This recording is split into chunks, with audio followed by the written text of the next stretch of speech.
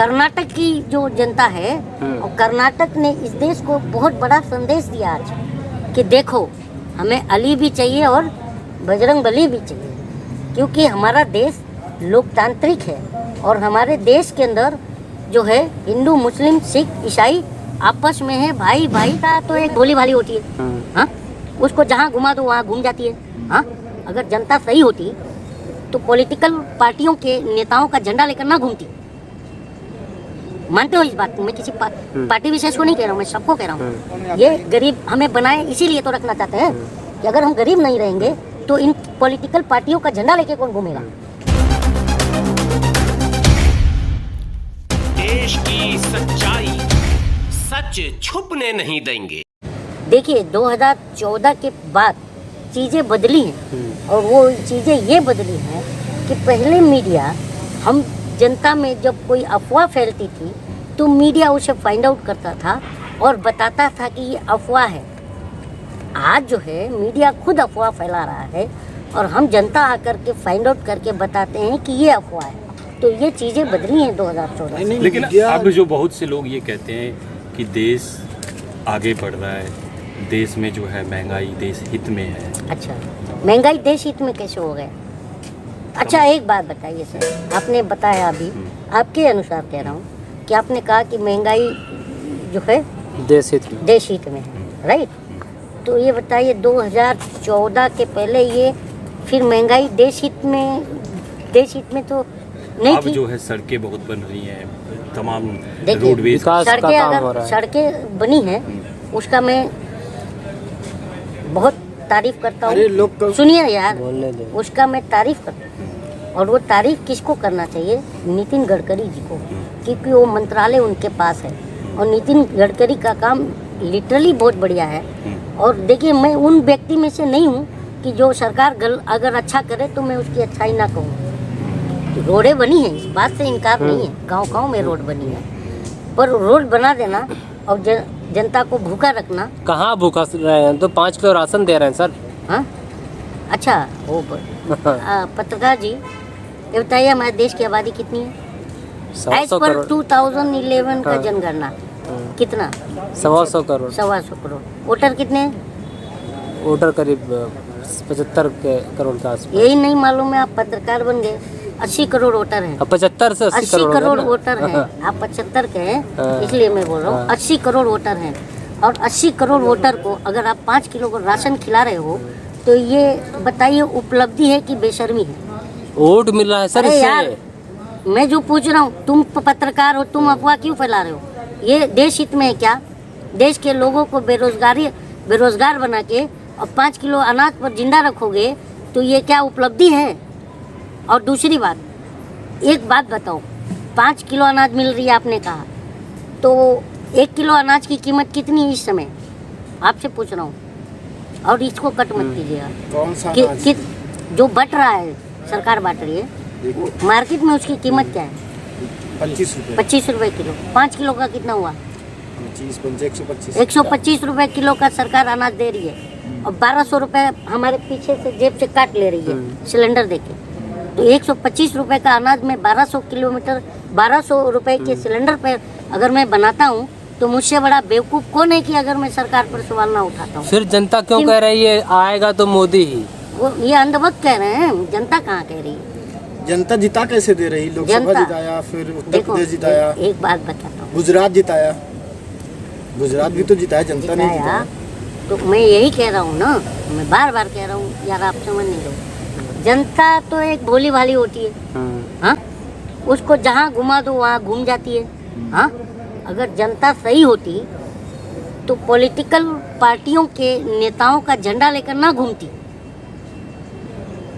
मानते हो इस बात को? मैं किसी पार्टी विशेष को नहीं कह रहा हूँ, मैं सबको कह रहा हूँ। ये गरीब हमें बनाए इसीलिए तो रखना चाहते हैं कि अगर हम गरीब नहीं रहेंगे तो इन पॉलिटिकल पार्टियों का झंडा लेके कौन घूमेगा। और ये गरीबी हटाओ का नारा दे करके ये राजनीति कैसे करेंगे? ये कर्नाटका में जो कांग्रेस की जीत हुई से आप कैसे देखते हैं, जहां पर बजरंग बली के नारे लगे, मोदी जी कहते हैं बजरंग बली का नाम लेकर के बटन दबाइए। कर्नाटक की जो जनता है और कर्नाटक ने इस देश को बहुत बड़ा संदेश दिया आज कि देखो हमें अली भी चाहिए और बजरंग बली भी चाहिए, क्योंकि हमारा देश लोकतांत्रिक है और हमारे देश के अंदर जो है हिंदू मुस्लिम सिख ईसाई आपस में है भाई भाई। ये मैं बचपन से पढ़ता आ रहा हूँ, तो सबको लेके चलना होगा। अब प्रधानमंत्री के पद पर कोई अगर रहता है और संवैधानिक पद पर है वो और किसी एक धार्मिक नारा लगाता है तो ये भी गलत है, क्योंकि उसे सिक्का भी लगाना होगा, मुसलमान का भी लगाना होगा, जैन पारसी ईसाई सबका लगाना होगा, क्योंकि आप किसी एक जाति और मजहब के प्राइम मिनिस्टर नहीं हो, आप पूरे 142 करोड़ लोगों के प्रधानमंत्री हो। लेकिन मैं ये जहाँ बार-बार तो कह रहा हूँ। जहाँ आपने कहा हिंदू मुसलमान सिख ईसाई भाई भाई की बात की, वहीं पे मोदी जी तो कहते हैं द केरला स्टोरी जाकर देखिए, वहाँ पर पता लगेगा मुसलमान के साथ केरला स्टोरी पत्रकार साहब क्या है ये बताओ। 25,000 जो युवतियों की बात कही गई, उसके बाद जब कोर्ट में याचिका लगा तो इन कोर्ट ने कहा कि ये फिल्म जो है इन्होंने कहा था कि ये काल्पनिक है, कोर्ट ने नहीं कहा। तो कोर्ट ने फिर उस पर प्रतिक्रिया दी कि काल्पनिक मूवी है, इस पर प्रतिबंध नहीं लगाया जा सकता, कहा था ना कोर्ट। फिर इन्होंने कोर्ट को बताया भी कि ये 32,000 का मामला नहीं 3 का मामला है, राइट है ना, मैं गलत कह रहा हूँ, 3 का मामला है। तो ये और प्लस जब मूवी स्टार्ट हो रही है तो आप उसका जो है इंटरफेस देखिए, जब मूवी स्टार्ट होती है क्या लिख के आता है कि ये फिल्म पूरी तरह से काल्पनिक है, इसका सत्य घटना से कोई लेना देना नहीं। अगर कहीं सत्य घटना से ये हो जाता है उस तो इस पर जो है ये एक सिर्फ महज एक इत्तेफाक होगा। जब देश के यही है ना, तो बताइए कि देश के प्रधानमंत्री एक प्रोपोगंडा फिल्म को प्रमोट कर रहे हैं, तो ये कैसी बात है? फिर ये देश के हित में है? ये बताइए मुझे, है क्या? प्रधानमंत्री को अगर इतनी ही अगर चिंता है तो बताइए, गुजरात में 41,000 युवतियाँ गायब हैं, NCRB का डेटा है, उस पर कोई सरकार का आदमी बात कर रहा है? आप पत्रकार हैं, बताइए कर रहा है क्या? नहीं कर रहा है ना, क्यों नहीं कर रहा है? कितनी बरामद हुई उस युवतियाँ, वो भी आंकड़ा नहीं है। जब बात करें अगर बेटियों की बात करें तो कहा जा रहा है कि सारी यहाँ पर जो है सारी देश विरोधी ताकतें आ रही हैं। कहाँ पर?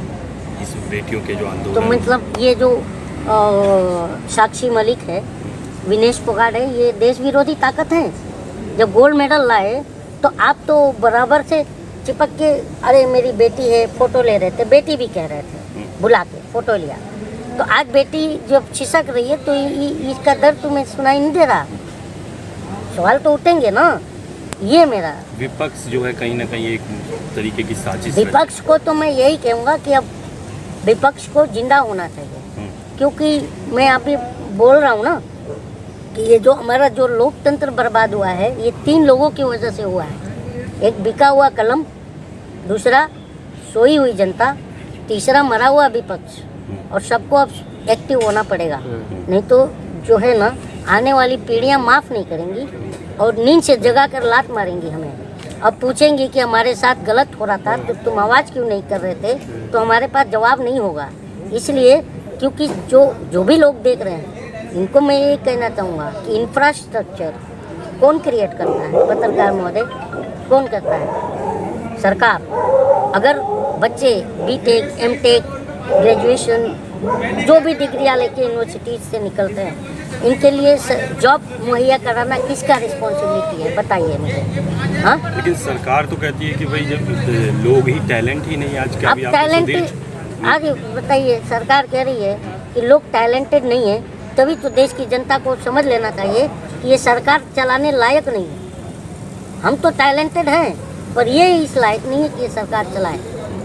ये बात। अच्छा, चलते चलते आप कोई कुछ सुनाना चाहेंगे? आप इतने बड़े कॉमेडियन हैं, आपके यार देखिए, सुनाना क्या चाहें, सुना एक ही बात देखो, क्योंकि देश में अब जो है ना लोगों को एकजुट होकर के, और धर्म जात ये सब किस लिए? क्योंकि कोई धर्म ये नहीं सिखाता कि आप आपस में लड़ो। मैं गीता सार देखेंगे आप तो देश के बहुत सारे दुकानों में चिपकाया हुआ रहता है, जहाँ पर काउंटर होता है, वहाँ पर लिखा रहता है यदा यदा ही धर्म से ग्लानिर्भूति भारत, कि जब जब अधर्म बढ़ता है तब भगवान मानव रूप में आकर के लोगों को सही रास्ता दिखाता है। और इस्लाम में जाइएगा तो इस्लाम कहता है कि ये जब जब दुनिया में गुमराहियत बढ़ी तो कमोबेश 1,24,000 वोटेवर जितने पैगंबर आए और लोगों को सही इस्लाह किया, तो दोनों में कोई फ़र्क नहीं है। तो मैं यही बात कहता हूँ कि जो गीता पढ़ेगा, जो कुरान पढ़ेगा वो नहीं लड़ेगा, जो नहीं पढ़ता है वही लड़ता है, ठीक है। तो मैं यही कह रहा हूँ बार बार कि झगड़ा अगर धर्म का होता तो ईश्वर और अल्लाह लड़ता, गीता और कुरान लड़ता। इंसान क्यों लड़ रहा है? इसलिए लड़ रहा है क्योंकि ये झगड़ा सियासत का है, ये मेरा कहना है।